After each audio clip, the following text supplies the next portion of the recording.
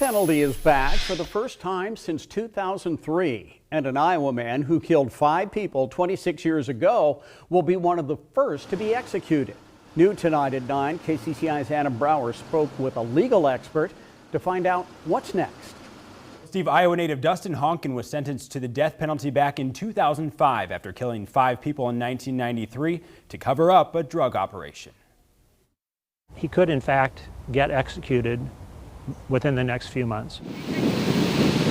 Almost 20 years ago, KCCI was there after 4 bodies were found near this field west of Mason City.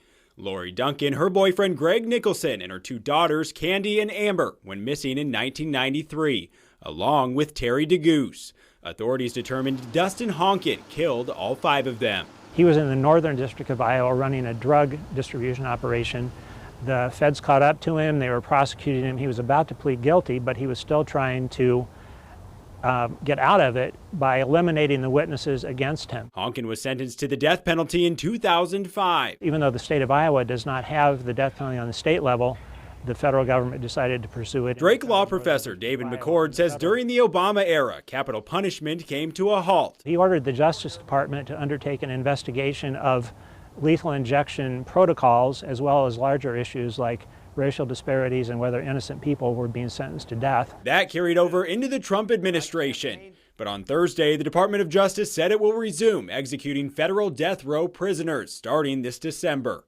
Attorney General William Barr said the Justice Department upholds the rule of law.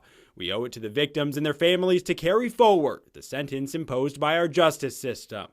McCord says he's surprised it took this long. Is that it took the Trump administration 2.5 years to reach this position, because as a candidate, President Trump was quite outspoken in favor of the death penalty.